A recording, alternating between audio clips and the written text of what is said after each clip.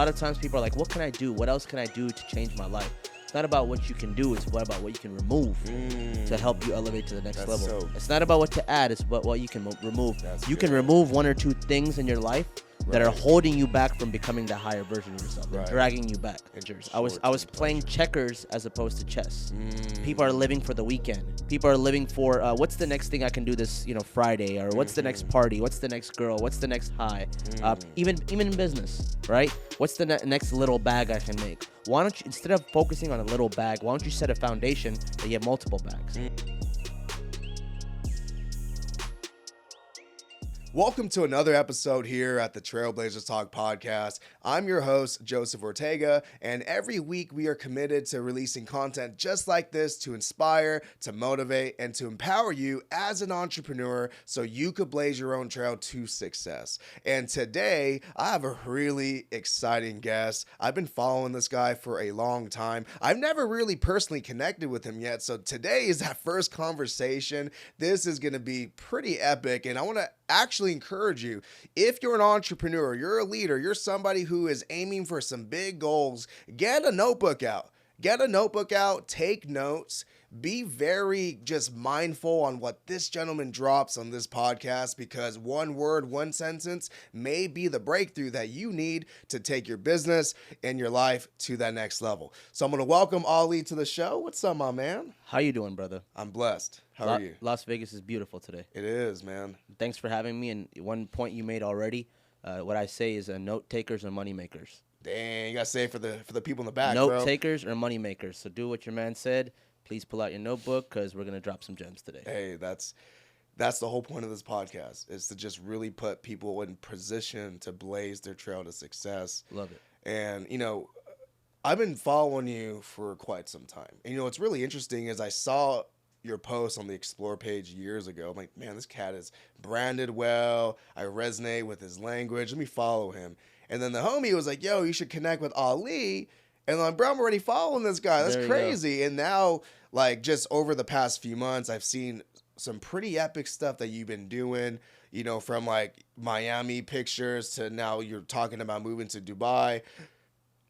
One thing I just want to ask you, man, is why are you doing all this? What is that? I'm not saying your story, but what is your drive? What is that fire in you that makes you wake up every day to push the envelope forward?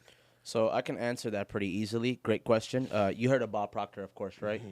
You have your gold card. So we all carry this gold card with us. Okay. On the back of the foot, right? So I have this written down. This was this year's gold card. So what this says is the reason I'm doing all this is I want to be the happiest, healthiest, and brightest version of myself, and I want to inspire others to do the same. What does that mean? I want to be able to accumulate enough wealth to take care of my family, of course, myself, and give back, because the secret to success is a combination of income and impact. If you want to make a lot of impact, you have to have income. And vice versa. And vice versa. You want to make income, you have to make impact. And so the reason I do what I do is because I have a drive to be the best version of myself, and I want to create an environment where anyone that comes around me is empowered to do the same thing. I love that. And I love that you carry a note in your phone. Yeah. That's where did you get that idea to put on your phone? Subconscious programming. So I study a lot of spirituality. I think spirituality is one of the biggest components of my career.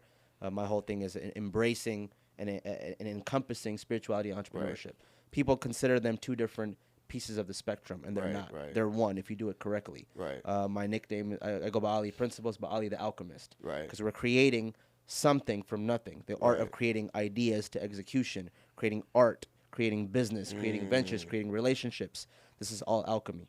I love that, man. I mean, you have definitely the right head on your shoulders in terms of getting to that higher level, because obviously you went through the stages of going after money and then going after material things and the lifestyle. Do you feel like you're at this stage in your life where you feel like you're at that level where you're finally going to get to a place where you've always wanted to be, or do you feel like there's more steps ahead of you? There's definitely more steps, but we're getting more comfortable and allowing it to happen instead of forcing it. So the difference between growing up, unlike a lot of entrepreneurs, I did the whole college routine, the college route. Did 2 degrees, Started corporate America for 3 years, and after corporate America, I quit. Okay. And I started my entrepreneurship journey. That's when I gave up all the habits that did not serve me, including chasing women, chasing the short-term buzzes, drinking, smoking. So I actually remember, it's a funny story, in Vegas 2019 February, 10x Growth Con.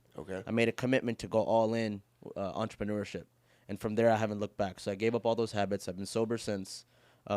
Congratulations, by the way. Appreciate you. Game changer. One of the best decisions. A lot of times people are like, what can I do? What else can I do to change my life? It's not about what you can do. It's about what you can remove to help you elevate to the next level. That's so good. What you can remove. Yeah, it's not about what to add. It's about what you can remove. You can remove 1 or 2 things in your life that are holding you back from becoming the higher version of yourself. They're dragging you back. And for you, it was those vices. It wasn't vices. It was short-term pleasures. I was playing checkers as opposed to chess. People are living for the weekend. People are living for, That's a bar. Absolutely. People are living for, what's the next thing I can do this, Friday? Or what's the next party? What's the next girl? What's the next high? Even in business, right? What's the next little bag I can make? Why don't you, instead of focusing on a little bag, why don't you set a foundation that you have multiple bags? You know what I'm saying? Why don't you set it up where the money comes to you? I'll give you an example. You've created a beautiful space here. You have an incubator for brands that you can help them, coach them, and create an environment for them to succeed, teaching them what you didn't know, right?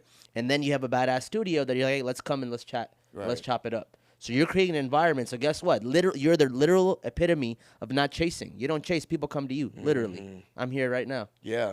And honestly, that's the best place to be as an entrepreneur, because when you're flowing and they always say when you create it, people will come. Right. And I think many people in today's society, they see people become so successful and I want that. So they chase it, but they realize you don't have to ever chase it. When you actually see this overnight success, it's when the person is in flow and they're attracting relationships and opportunities. So what you're saying right now is you went through that chasing period up to 2019. You made a commitment to go all in. And since then, you've been in flow. How has that been what was the real difference between you now and you prior to making that commitment? Great question. So before then, again, it was me doing things for other people. I had a corporate job. I was building someone else's dream, even though I was working 12 hours a day and 6 days a week and then, whatever, partying, wasting times on the weekend. But I was building someone else's dream. The minute I pivoted to let me be the main character of my own story and build an environment around me where my family, my friends, my employees, my students, my partners, everyone succeeds as a group, then stuff started leveling up. Wow. Yeah. Okay. So what does your environment today look like? What is this new version of you, this highest version of you, this version of you that doesn't chase, this version of you that's in flow, this version of you that's making huge elevated steps? You mentioned earlier you're moving to Dubai. I mean, that's a pretty big decision to make. So how does your reality look like today? Great question, brother. I love the way you're maneuvering the conversation. So what I like to say is I curate every component of my environment. I curate every single one. Well, hold on. You got to say that. You got to look at this camera, bro, because that's a bar. That's a bar, man. I curate every single piece of my environment, from my schedule, my morning routine, my work environment, for the people that come and work for me, for the energy that they give while they're working. We have these things called principles. Of course, my original business was called Principles Creative. Okay. Now we're building a digital education platform called Principles Academy. I've seen that. Yep. Okay. And then we have our, mastermind group called the Circle Syndicate. Everything is built on principles. So the principles, the original principles, and this is back when Principles Creative days, was passion, purpose, positivity, and partnerships. So the 4 P's of principles. So all my life is built on these. Biggest thing is partnerships. Think about it. Right now we're partnering up to do a podcast. Next time you'll be on mine when you come to Texas or when you come to Dubai, right? Then we do positivity. So whatever we do, instead of sharing the negative components of life, we just share our wins. We share our losses so we don't make the losses again. Again, positive outlook, right? Things can go wrong, but it's how to combat it, how to use it in another perspective. And then we have passion. Everything we do, it must make us feel alive. And that's a lot of times with entrepreneurship, people are chasing the money, and that's why they don't get the fulfillment, because they're doing shit that doesn't make them happy just for the money. Just for the bag. Right, just for the money. I'll give you a perfect example. Back when I had Principles Creative, my marketing agency that did 8 figures, I had a client that was paying me $25K a month for doing landing pages, but it was for insurance. every time I got on a call with him, or not him specifically, but his team, right, I was drained. I felt myself empty. Yeah, the $25K check was great because I covered my team, my rent, this and that. All that was great. Right. But it was draining the life out of me because I wasn't passionate about it, right? And now, a few months later, I have a project that I'm working on that doesn't pay me anything right now yet. Obviously, the fruits of the labor will come. Right. But I love it. I can get on 10 hours of calls a day, and I don't even blink because I'm passionate, and there's a ignited fire within. Right? And then, of course, having purpose. So everything we do is purposeful. Yeah. Every move we make, every business venture we invest in. Why do we go to the gym every day? There's a purpose behind it. Why do we do breath work? Why do we do the ice bath? Why do we do the sauna? Why do I go see my family often? Why do I spend quality time with my girl and my son? I love that. It's a purpose for everything we do. Yeah. I love how you said about family, because a lot of entrepreneurs always put family last. And I was there. Yeah, and so was I. And so I think that's such a great thing. And I didn't know you were a father. Yeah, so I have a stepson. Okay. Yeah. Okay. And he's 14 years old, and me and him bond over, when I hear a crazy story, MMA. So we go train Muay Thai and train too. Yeah, we got to spar one time. Let's do it. Yeah, I love it. I love Muay Thai has been a year and a half I've been doing it. Wow. Gym out of Austin called Black Widow.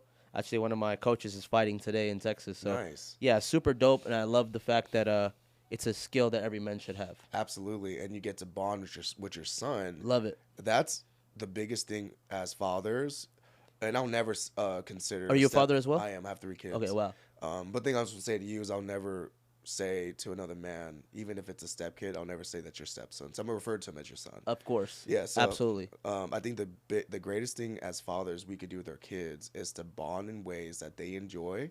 Either we adapt to enjoy it, or there's mutual interest. 100%. Like my son and he loves like playing basketball and stuff, and so like just those things to bond makes a difference. So like, how do you feel your relationship with your son has grown when you guys do MMA together, or you train together? So you know how I have my agenda that I'm trying to teach him, right? We actually pulled him out of school, so he gets homeschooled. Okay. He has his own curriculum. He reads the same books that I read. He has his extracurricular. He has his YouTube videos, and then of course training. So the funny story is he got me into training. Oh, did I was a hooper for all my life. Oh, you ball too? Okay. I hoop. Yeah, man, we got a lot in common. We got a hoop.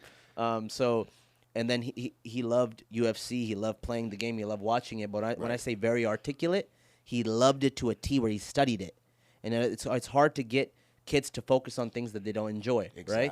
But he enjoyed it. So I'm like, yo, you really like it this much? Let's go to class. And the best way to lead by example is to go with him. I can't be like, hey, you got to go train every day. And so you went with him, and you go with him constantly. Every single 4 times a week. Okay. And then now I'm more passionate about it, because I'm not saying more passionate, but I'm so passionate about it that whenever I go to different cities in the world, I go and take, UFC gym, TK MMA, Mayweather boxing. I'll go take a class anytime I'm there, just because I want to, it's a skill set that I want to formulate. That's dope.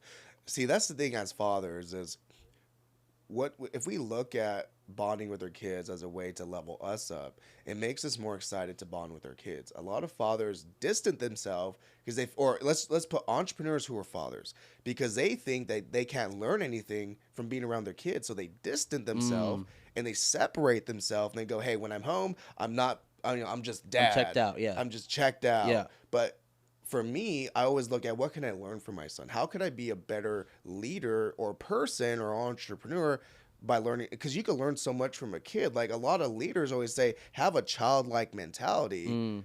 And I just want to ask you, like, have you been thinking like that with being a father? How's that? Absolutely. How's that helped you? Absolutely. Because remember, I don't consider myself the stepfather. I'm the father that stepped up. Right. So I learned there's so many things you can learn. You can learn patience. You can learn different ways of thinking. You can learn, what kids. Because we were that age one point. Right. What were we doing? Right. When I was 13, 14, I wasn't training 2 hours a day MMA, right? I was screwing around doing God knows what, right? So there's a certain level of respect and an unconditional love that I'm like, hey, I'm gonna experience this because I'm picking up the pieces from somebody else, but now I'm given a product, that I can build together, and now and then same thing as a son. He didn't get a father from birth. He got a stepfather. So now we work together, and now I'm building me. He's building me, and I'm building him, and we're building a relationship together. I love that, man. Yeah. You said that very beautiful, because I feel like that's what parenthood is. Absolutely. It's a relationship that goes both ways. Absolutely.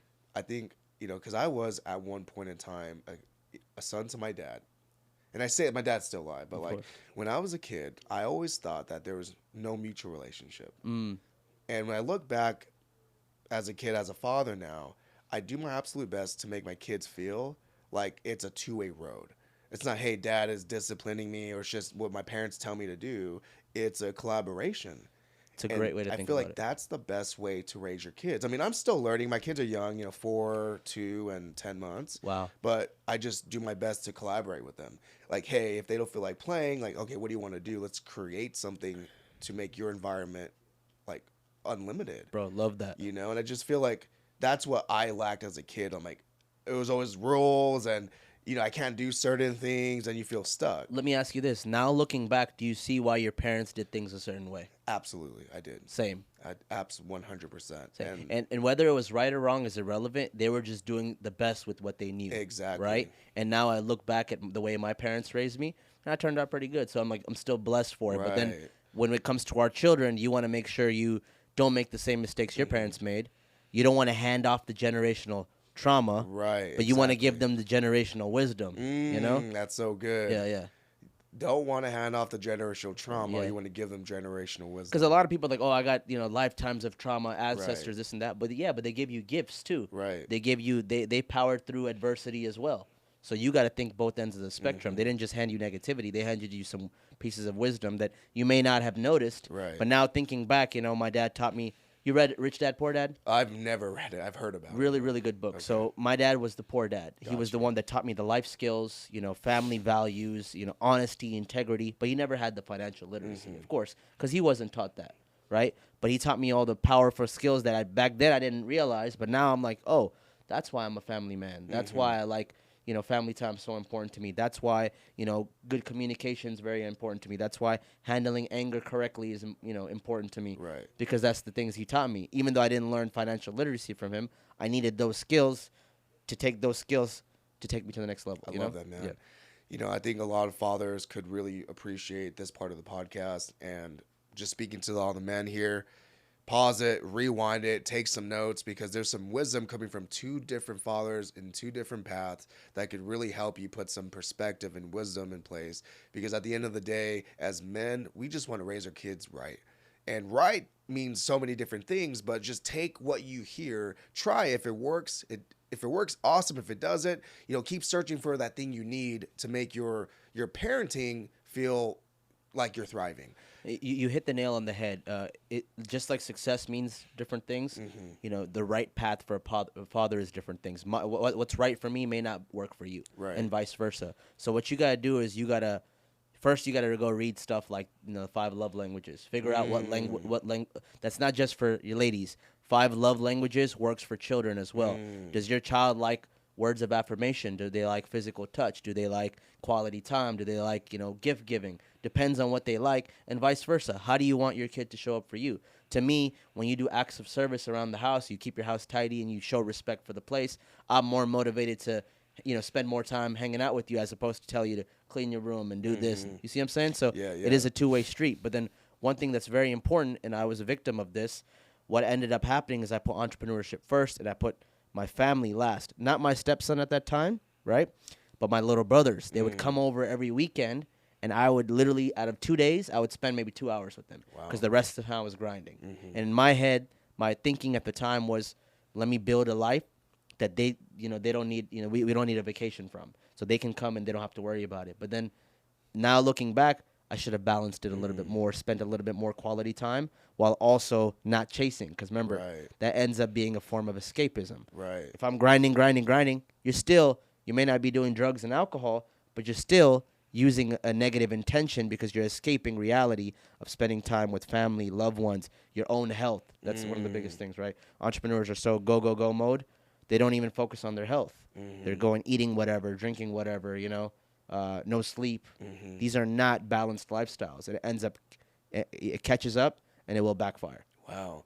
That's a bar, man. I mean, you dropped so much wisdom in just this short amount of time.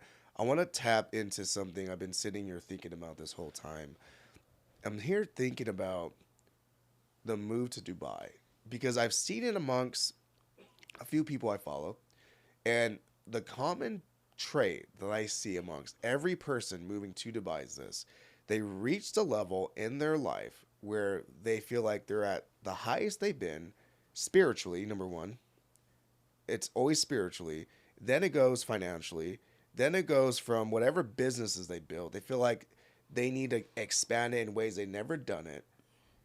And then they move to Dubai. So do you feel like that's a common like pattern where you're at right now? Absolutely, man. A lot of my peers are moving to Dubai. A lot of people that I look up to. There's a few reasons. You know, building businesses, digital businesses. We're blessed to be able to live in the United States, first of all.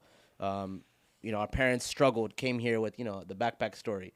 People came here with the backpack, nothing. I remember my dad used to walk 10 miles to work every day because he wanted to avoid the 50-cent bus ticket, right? Mm-hmm. And he came here, built a little empire. Biggest thing is they gave us an opportunity to go and succeed, right? We didn't have to go through war and struggle and, you know, poverty to get here. We were, even though we grew up, you know, not the best environment. I grew up in Houston, and half my life was, this side of the neighborhood was super ghetto, and this side was super nerdy, and I didn't know where to fit in. But long story short, they gave us a foundation. Now it's what we do with the foundation. And now as I built my marketing agency, as I launched 5 NFT projects, 3 apps, had my, you know, info product go crazy. Now it's like, what do I do if I have a solid foundation? Now I find myself getting up and moving to that side of the world for multiple reasons. One is the education system, biggest thing. I don't want to raise my son in places where he's being indoctrinated or programmed with things that I do not believe in. And remember, when you're a father, the biggest fear is someone else influencing your child in the wrong way. Not the right way, the wrong way. Remember, he's going to school for 8-9 hours. I don't know who's watching him. I don't know what they're teaching him. I don't know if he's safe. That's a big problem for me. So I'd rather have him be in my vicinity where I can curate a program where I know he'll succeed in life. I'll give you an example. I'm from Texas. Did you learn Texas history in growing up in high school? No. Okay, then. I did. And we learned 3 different Texas histories in different grades. So now what happens when you move to Texas? You know nothing about Texas. That's just a simple example. Same thing when we go to that side of the world, they get taught a completely different narrative than what America is taught. Completely different. So when you go over there, you're lost. You don't know. You really don't know what's going on. You're talking about Dubai. I'm talking about anywhere outside of America. So I'm just talking about traditional education versus you know, worldly, real, applicable education. You get taught certain programs and agendas, and there's certain type of music, and there's certain type of food, and there's a certain thing that they're pushing here, and I don't appreciate it because there's a certain standard of living that I want to have. So the reason we're moving over there, Dubai, lots of you know, key points. Super safe. You can leave your phone, wallet, keys outside. No one's going to touch it. A woman can walk outside alone at night. No one's going to bother her. You can leave your door unlocked. No one's coming in. Super safe. Under a 0.01% crime rate. Very, very safe. Okay. Second thing, education system. Just because they have a holistic approach to education and it's not indoctrinated, you know, you're not taught to be a slave. You're taught to be a well-rounded person. Second thing. Third thing is the quality of food. We're slowly being poisoned here on this side of the world. You know, the food quality, whether you eat, drink, you know, do whatever, it's, you know, artificial. That's why you can eat regular foods and you'll still have inflammation. That's why there's, you know, GMO issues. That's why there's seed oil issues. When I went over there for 3 weeks, I ate whatever and I lost 3 pounds. Yeah. Crazy. Next thing, then it comes to the bigger plays, the business economy, right? The opportunities. The network is crazy. Joseph, me and you could be sitting here. There's a sheikh right here next to us. You would never know. Worth 40 Bs. Wow. And you can just connect with them, and they're down to earth, but they're so modest because they wear all white. You'll never know.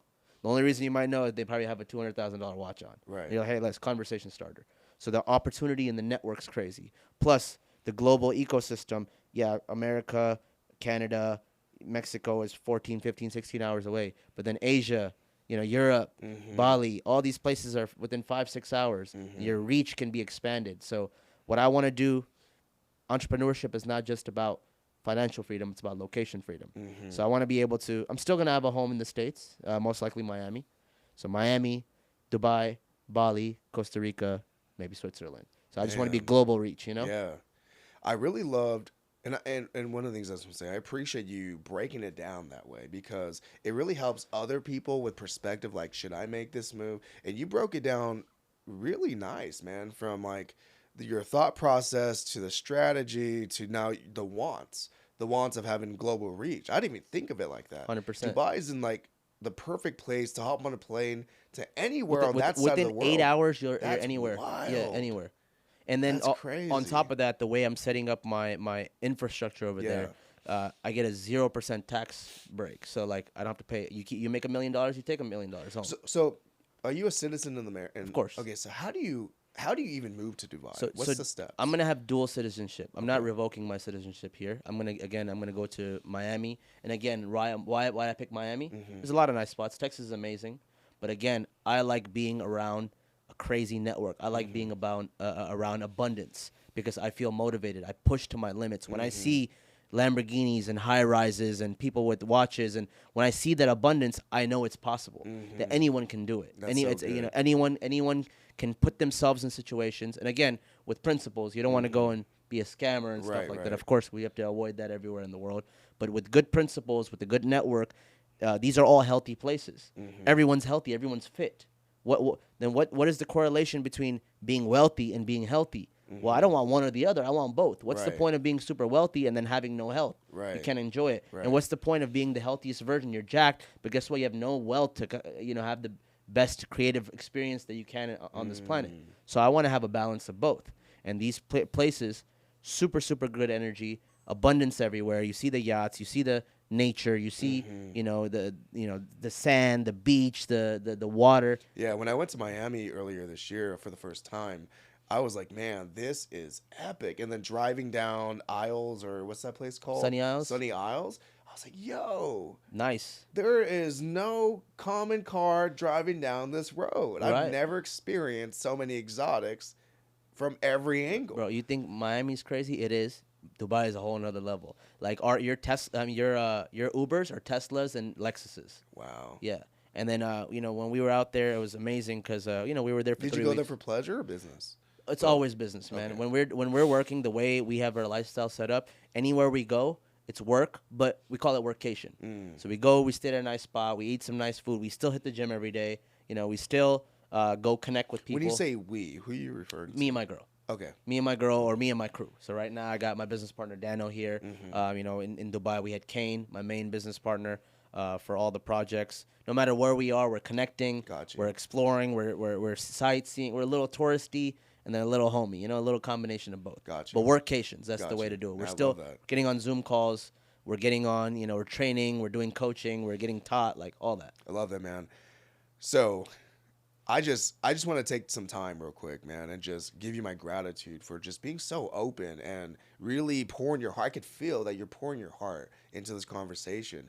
And for everyone watching this, like, pause this for a moment and just reflect on everything that was shared here, because there's been so much wisdom and inspiration and just strategy in different ways that has been shared so far. So reflect on this, because what's going to come next is going to be crazy. This is just the beginning of the conversation. So if you haven't been taking notes, I really do encourage you to take notes starting now and rewatch and take notes from the beginning, because this next question I'm going to ask him, you want to make sure you take notes for it.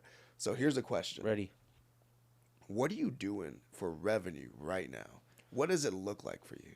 Love it, man. So after 4 years of entrepreneurship, we built an 8-figure marketing agency. We launched several NFT projects. We did a lot of cool shit. Right now, what we're working on is 2 really, really big projects that have multiple components. The first one is reshaping education. Okay. So we're building this ed tech platform, education technology. It's a SaaS app, web iOS and Android. Wow. Called Principles Academy.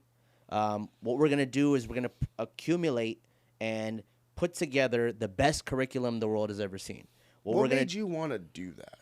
The education system. Okay. The big thing I preach about is teaching people the right way. Even me, having 2 degrees, spending $300K in conferences, reading 2 books a week, I still struggle to find the right information. So we want to eliminate that issue and aggregate it into one spot on your phone where you can go and watch. We have 3 pillars. So the principles of personal development, the principle of health and spirituality, and the principles of wealth creation. Because a lot of times people come like, Ali, I have 10K. How can I invest? Right. How can I make more money? Well, the first thing is you need to invest in yourself. That's the best ROI you can make. Investment in yourself. Before you try to flip a bag, 10K, 20K, because what's going to end up happening, if you don't have the skill sets and the foundation, you're going to lose it. Right. Or the money's going to evade you. It's going to be, he doesn't have the right skill sets. Right. So the first thing is personal development, getting your head right, your mindset, the books you read, your morning routine, your understanding of the purpose, getting clear on your goals and your vision, understanding your human design chart, understanding your strengths and weaknesses as an entrepreneur, understanding your personality type and how it would impact the decisions you make. Even stepping into a little astrology, just learn everything about yourself in the head. Right. Okay? So this is an app.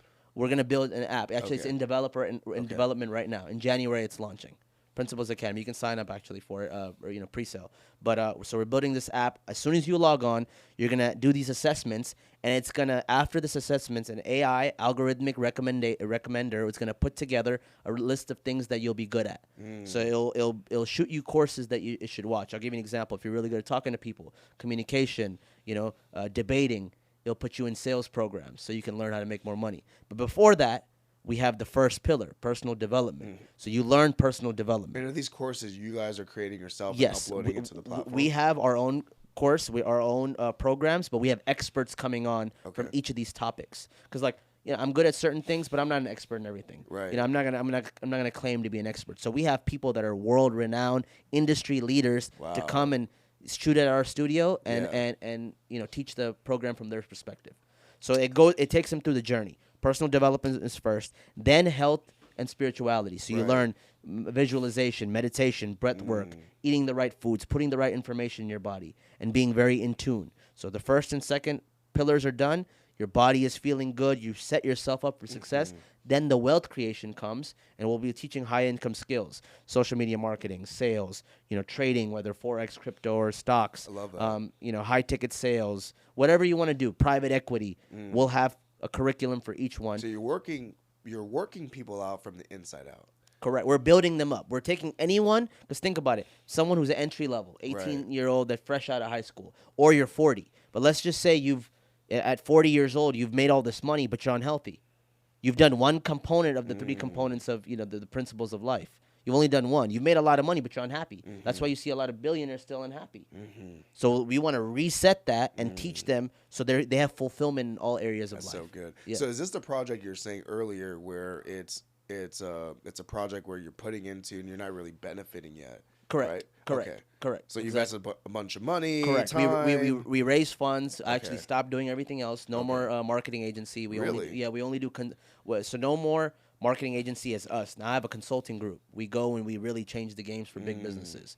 So the project's gonna be called Atlantis, and what we're gonna be Atlantis, right? So we're gonna be pretty much again using what we're good at, which is marketing, lead generation, creativity, UX, UI, building marketing ecosystems, but only partnering instead of having 200, 300 clients, having 5. Right. And just building with them. Right. While we build our own. That's wise. Yeah. And then the second component of what I'm doing is called the Circle Syndicate, which is my high-level mastermind group. And my partner came to me, Kane, out of Dubai, and he was like, yo, I want to start I'm looking for the best mastermind community. I can't find it. Let's just build one. Cool. Aside from maybe Sean Kelly's, we just on his podcast, and his is a very, very active community. The whole point is, I'm sure as an entrepreneur you've been scammed before, right? The whole point is to create an ecosystem where there's no scamming. In fact, in our chat, there's 3 or 4 people that didn't do business well. They didn't have good ethics and principles. We kicked them out. So that's part of it. You have to uphold the highest principles in order to maintain, a membership in the group. But the front end is not the main thing. Even though we're providing, every other week we have a badass speaker come on call and give this training, right? But the sweet spot is the back end. That's where the money lies, because what we're doing is we're getting into private equity. So we are connecting dots with capital. People come to us with real estate deals. People come to us with early stage tech, blockchain, crypto, commodities, gold, coal, cement, random projects, right? That I would never have imagined to be a part of. Right. And since we're good at marketing, we have a good network of capital, whether it's lines of credit, SBA loans, hedge funds, sovereign funds, private equity, and we connect the dots and we get a piece of the puzzle. Yeah, that's so good. You're really putting the formula of your network is your net worth to play. One of the most applicable skills. If you really want to change your life, change the people you're around. That's so good, man. Yeah. That's a bar. I feel just as an entrepreneur in general, like if you're not in communities or masterminds or you're playing small, and even if you have the ability to make a whole bunch of money or you're starting with a whole bunch of money, if you're not networking with the right group, you're playing small. That's why I 100% agree with you when you said there's no self-made. I don't really believe in self-made. Well, first, you can't come to this world by yourself. Right. Higher power, placed you here. Your parents brought you here. But then you always have a team, man. You have a team. We have a team. Even one post that you see on Instagram that we make, right? The thing that you saw on the For You page, there was 10, 20 hands that went into creating that video. Someone had to shoot it. Someone had to edit it. Someone had to copyright it. Someone had to curate it. Someone had to post it. These are all, pieces of the puzzle that have to work simultaneously together. The gears turn, and without one gear, the other gear doesn't turn correctly. Exactly. And I've been somebody who tried to do it yourself. And you think like, oh, I'm going to save money. I'm going to make more money. It's not the case. If you are doing things by yourself right now, you're probably stuck. You're probably questioning yourself. You're probably broke. But you can make more money. Find your team. 100%. One thing that we got really good at, which really took me to the next level, was I got good at using virtual assistants. Okay. So I had this program called... Where do you find them? All over the world. Okay. There's platforms like Fiverr, Upwork, onlinejobs.ph. Kind of test different platforms. But the way it's not where I find them, it's how I train them. It's not about where you find them at all. You can find the worst person if you train them correctly. That's a bar. And you have to build first you have to be a good teacher. Okay. A lot of people are like, "Hey, I want to incorporate virtual assistants in my business." And I'm like, "Tell me about your business." And they'll be struggling to tell me. I'm like, "You don't even know your own business. How are you going to train somebody?" Right. So you have to be able to get the SOPs from your brain to paper and have them down, because guess what? If you don't do that process and one day you go to sleep and you don't work, the business doesn't run itself, right? So you're just a freelancer. We're doing whatever you could be doing anything. Sales, marketing, operations, clothing lines, podcast. If it's not systemized, like imagine if you had to get up and go do the switch right now. How long would the podcast last? Forever. Exactly. Yeah. So you have to be able to set up a system to articulate and teach somebody, and you have to trust them to do their job well. Right. And then they have to be committed to your goals too. Hey, together we make this podcast come to life, right? We put this product out, go to market. We build this app. We, create this program. We make this sale. Whatever the case may be, it takes multiple people. So as an entrepreneur, learn how to delegate. Learn how to articulate, delegate, and then automate, where you can technically remove yourself from the business and go focus on bigger relationship building and doing the other components. There's a really powerful book called Traction by Gino Wickman. Have you ever read it? I've never even heard of it. Okay, so I read a lot of books. I can give you books on every subject. So Traction is a book that talks about the integrator and the visionary. Okay. As in the beginning, you were the integrator. You were the one doing everything. But now you're the visionary. And now you have integrators working with you, right? So that's why you have to be able to play chess. You have to be able to step out and not get in the way of your own business. Then you have to be able to step in, fix the problem, and then step back out and be like, hey, I'm empowering you to do it. I liked how you said, when you become the visionary, you're playing chess. Yep. And when you're the integrator, and there's nothing wrong if you're an integrator for someone else, is absolute. But if you're the visionary playing an integrator, you're playing checkers. Correct. Because what happens is you're not able to step outside because you can't see it from a different lens because you're stuck behind the computer. You're chained to the desk. That's so good. The same thing. Like you're just this is what I've heard that changed the game for me. Someone told me I was a glorified freelancer. And that hit me. I kind of am, actually. He's right. Because if I didn't send the invoice, if I didn't do the fulfillment, if I didn't get on the sales call, if I didn't present the branding kit, the business is not done properly. Right. So that's why you have to really step outside, and no matter what you're starting in the beginning, most likely you will play visionary and integrator. But the goal is to have a real business where you can step out and you become the visionary, and you have to put these people in place. Plus, what are you doing?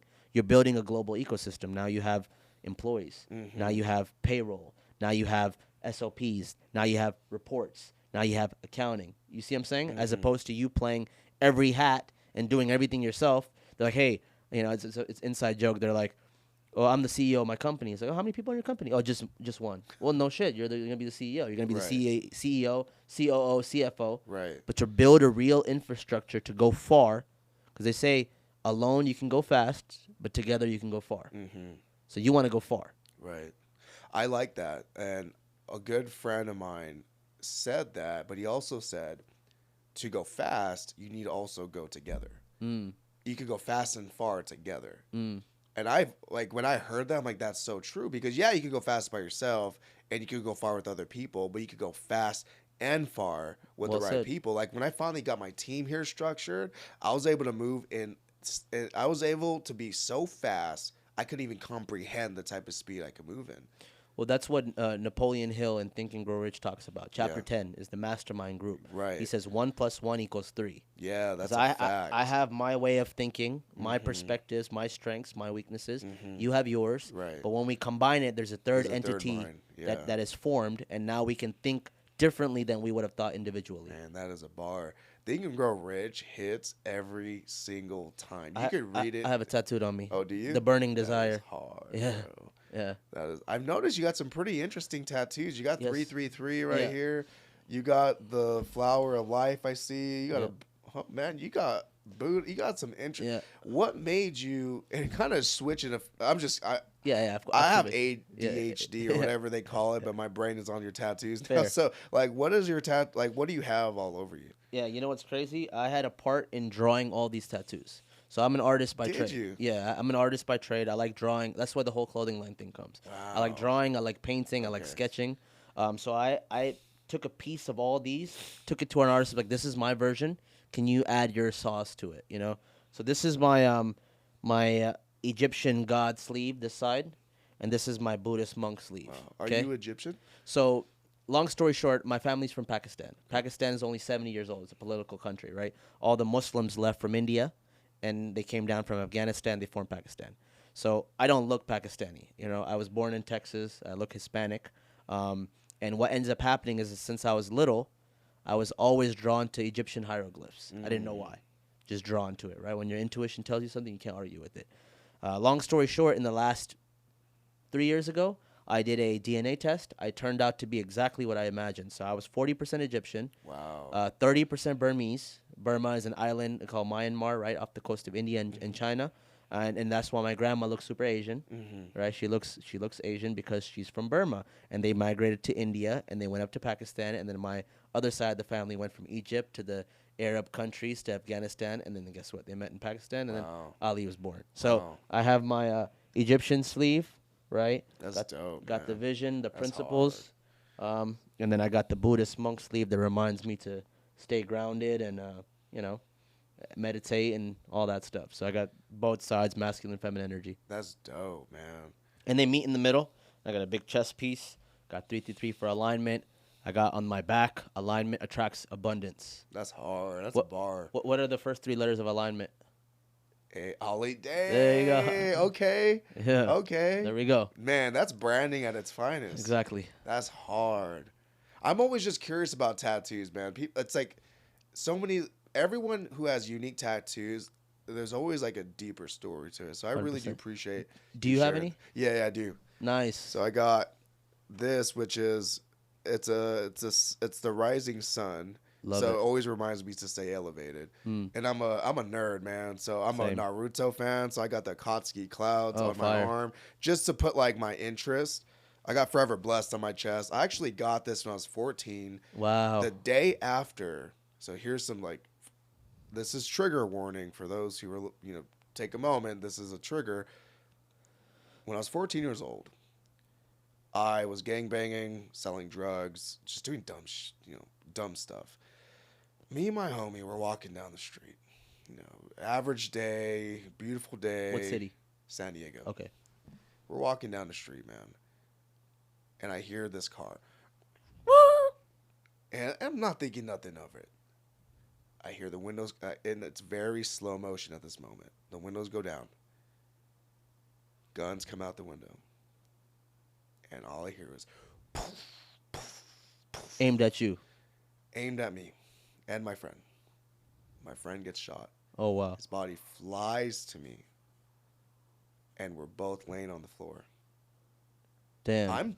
At that moment, I'm thinking, I'm dead. I'm thinking, this is the end. Because when you could be like 10 feet near a gun, like someone shooting, and thinking you're getting shot because the shock in your body. Of course. His blood is all over me. I'm on the floor. He's on me. I'm thinking, man, like, how did I end up here? Right? Obviously, I'm alive. I wasn't shot. He was shot. His body flew to me, and we both fell in the middle of the street. Is he okay? He's dead. Damn, bro, just out of respect to the family, I'm not going to say his name on this podcast, but the day after that, I got Forever Blessed tatted on my chest. At that moment, when I was 14, I got this. It was just, I was like, man, I need to get something to remind me that my life matters. And that's when, like, my life turned around completely. And that's, you know, I shared this in other stories, but I just wanted to share that, you know, because that's what this tattoo means. Damn. We are blessed, man. Like I said, we get up. We don't have to worry about where our next meal is coming from. We don't have to worry about bombs being dropped on our head or getting shot. We're blessed. And every day you wake up, you're blessed, and you need to take that moment to have some gratitude and do the best that you can do for the day. 100%. That's it. That's all. You know, baby steps. One step at a time. One brick at a time. Yeah. You don't need to change the world overnight. Yeah, and one of my good friends, Dennis Boateng, so shout out to him. This is just a quick drop. His quote is small wins for big victories. Love that. Yeah, small wins for big victories. And I feel like even in today's society, man, but so much opportunity left and right, if you just focus on the small things first to build momentum, you could get to the big steps. And I feel like just this whole conversation, I kind of went through that journey with you. And ever since 2019, I'm sure you took a lot of momentum, and then that momentum led to you doing bigger things, which is moving to Dubai, setting up yourself to be more global, and just really killing it. From my perspective, looking at you, I feel like, man, you're doing a lot of things so many people want to do. So many people want to run a mastermind, they want to travel, they want to have flow, they want to, move overseas. So, one thing I want to ask you, man, is if you could give advice to yourself in 2019, the day you made that commitment, what would you, if you could go back into 2019 to that moment, what would you tell yourself then that you know now? Great question. So the biggest thing, if I didn't know, I would tell myself to stop, with the short-term thinking, get rid of the bad habits, right? But I was decent. Discipline was my strong suit. But if I can go back and tell myself now, it'd be learn how to learn. Learn how to learn. Because in school, we're not taught how to learn. We just get taught things to learn, but not how to learn. That's so true. Just think about it. You could be an audible learner, auditory. You could be a visual. You have to see it. A kinesthetic. So you have to do it. You have to be there, behind the scenes. Figure out what kind of learner you are, and then immerse yourself in a few things until one clicks. I'll give you an example. The first venture I ever did. First venture at 14. Clothing line. Did it work out? Absolutely not. I lost so much money. Does that mean I'll never do a clothing line again? No. But when I do it now, I have 10 plus years of experience. I know I'm going to crush it. Anything. Sales, marketing, business, gym, training, talking to a girl, being a parent, anything. Put yourself in an environment where you learn how to do that to the best of your ability and just execute and then fail forward. A lot of people get analysis paralysis. They don't take the step because of fear of judgment. They don't take the step because it's not perfect. They don't take the step because they're worried about the consequences. But learn as much as you can about that in theory, and then just go attempt. What I did in 2019, I was waiting. I was always waiting for, they call it destination addiction. I was waiting for that next spot. Hey, when the time is right, I'm going to launch this. When the time is right, I'm going to do this. When the time is right, I'm going to get on a podcast or start my YouTube or post on Instagram or whatever the case may be. I feel like if you really, really get good at learning, you can take over anything. I mean, through books, through conferences, through even people, most importantly. Because you can say one thing to me that I'm like, fuck it, I'm executing that. Right. You can motivate me. Right. And then once you learn how I learn, so I learn through people. You tell me something, and I'm going to be like, all right, let me maintain this. Like you said, what's the word you use? Relationship capital. Right? So now I'm going to take what I learned through the relationship and execute for my benefit and for the collective benefit. That's good, man. I like how you said, learn how you learn, and everybody does learn differently. And if you haven't found out how you learn, You're like, what do you think is the best exercise or just like strategy to figure out what way you learn best?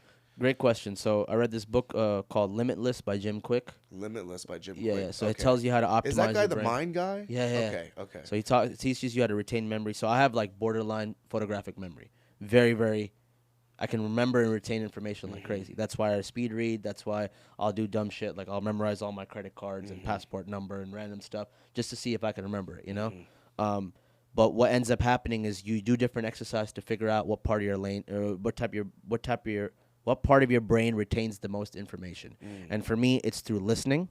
When I hear something subconsciously reprogramming, that's why I have stuff like this in my pocket. When I hear it, and I hear it multiple times, it becomes embedded in my head.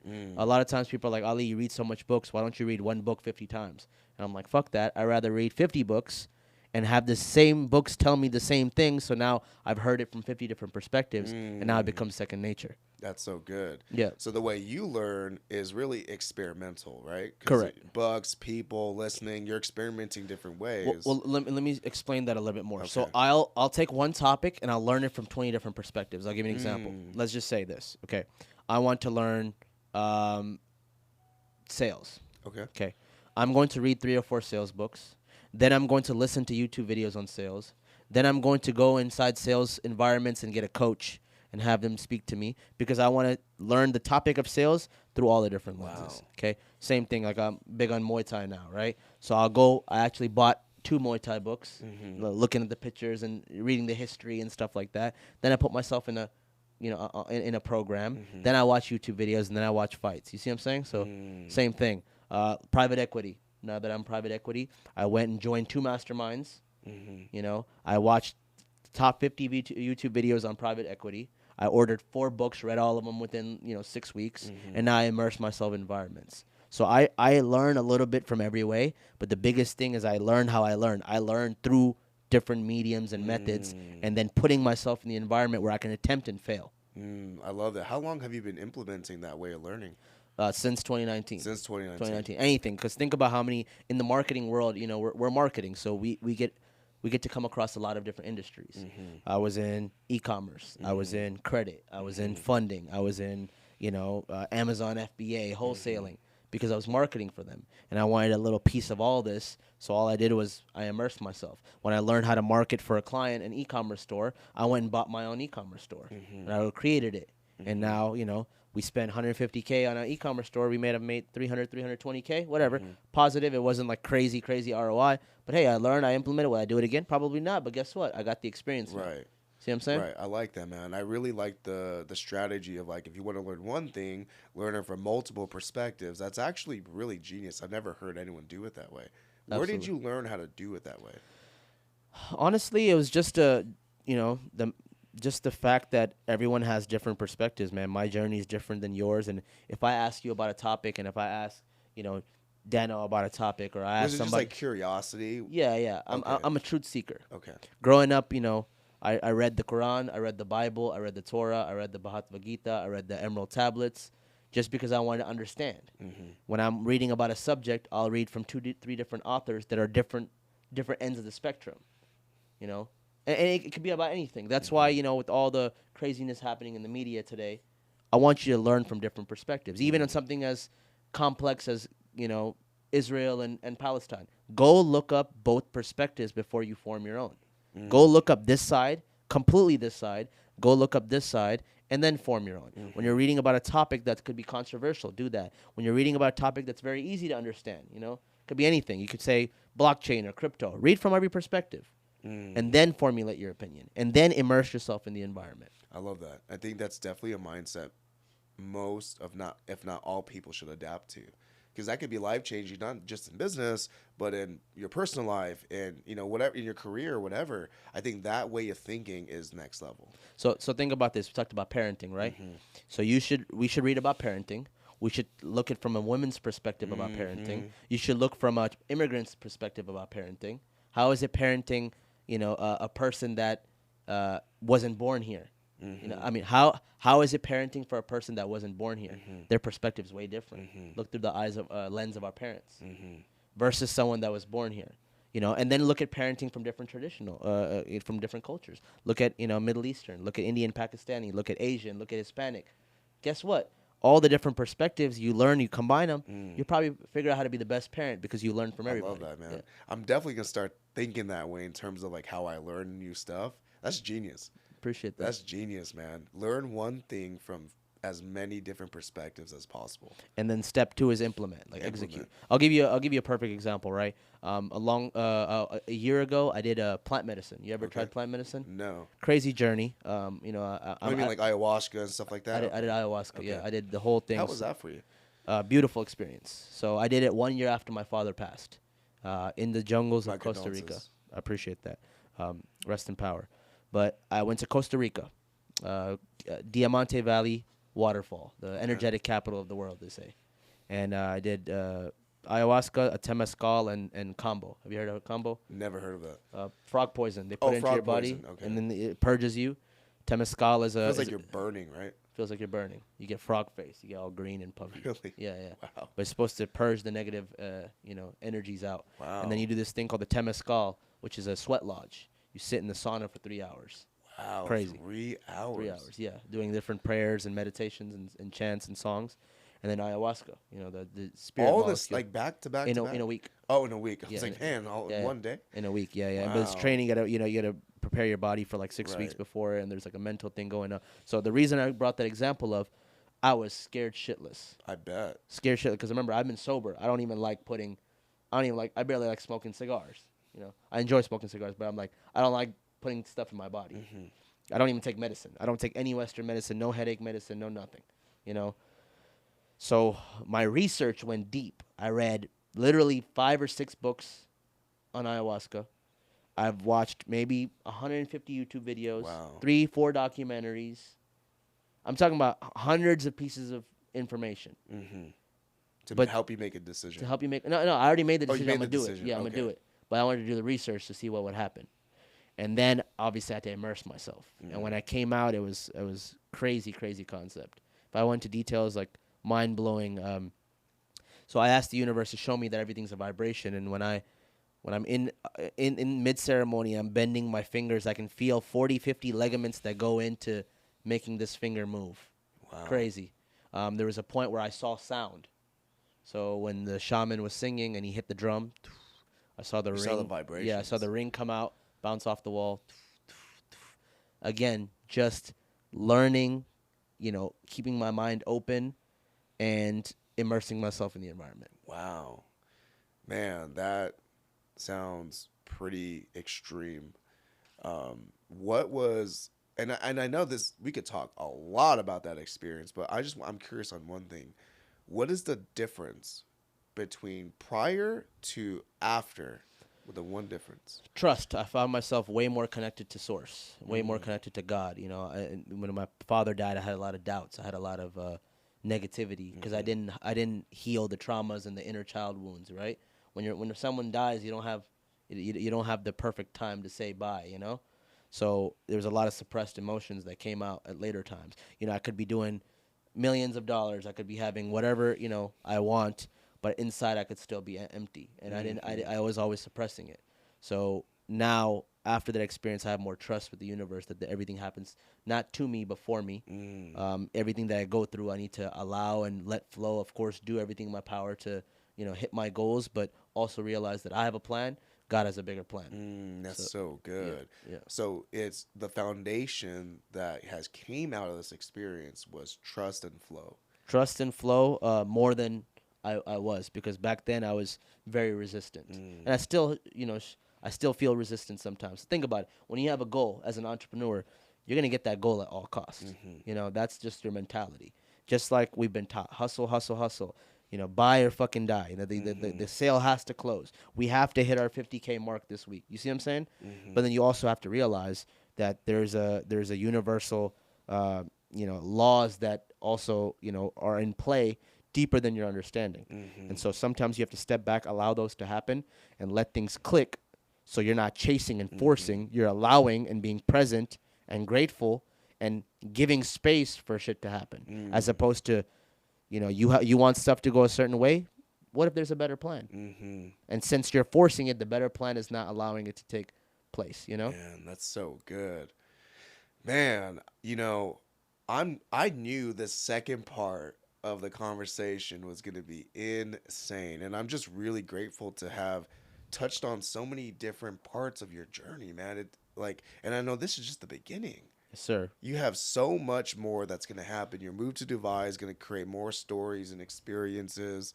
What are you looking forward to most for moving to Dubai?